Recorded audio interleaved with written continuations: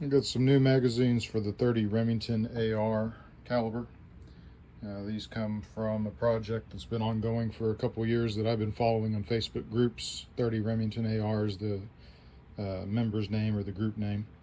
And so ordered these a month or so ago, and they came to me last week, and I had meant to do just a quick comparison with existing DPMS Remington style 10 round magazines. So clearly marked there, the new magazines being offered are 7 round, so not exactly apples to apples, but the other DPMS magazines were 4 rounds, so this is happily in the middle, if you will.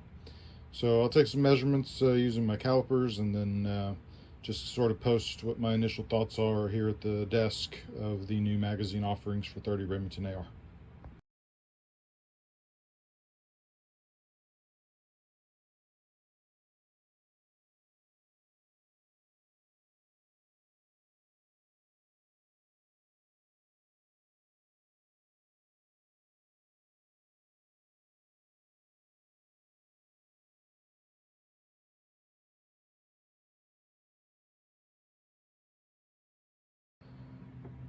So we'll kick it off here with the DPMS 10 round magazine. There's some general rough dimensions.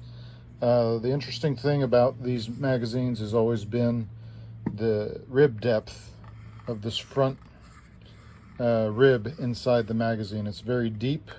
Everybody that has shot 30 Remington AR knows that trying to get other magazines used to feed reliably is an issue, and I've always felt like it was that deep internal rib that extends inside the mag to keep those rounds from going wonky inside is critical to that.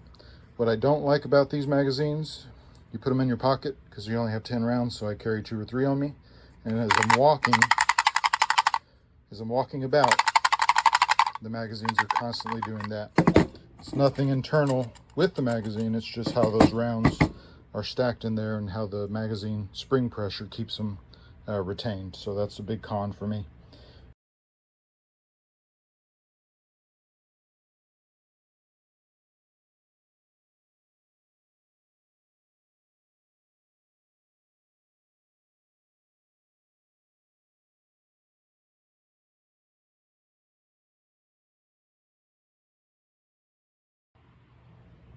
All right, with the Kill Corp 7 round magazine, dimensions obviously less capacity, so a smaller dimension magazine overall.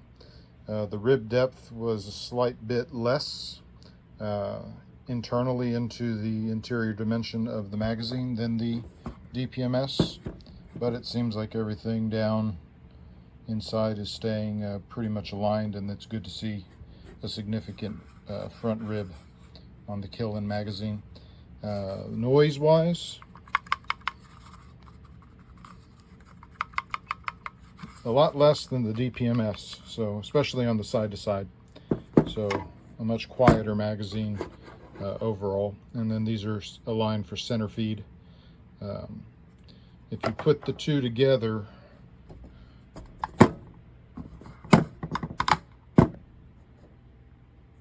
that's the presentation that the round has to the bolt carrier as it feeds. This one's locked in there pretty well with this feed lip kicked over to the side and the amount of surface area that's grasped by the magazine itself. These are retained pretty well.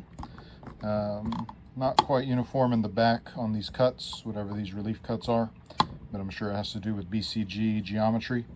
And so we'll just have to watch that you don't overload your magazines. The spring pressure isn't bad, so I wouldn't think that these would open up over time and allow those to flop out, but it is a center feed, so make sure your barrel is set up for center feed.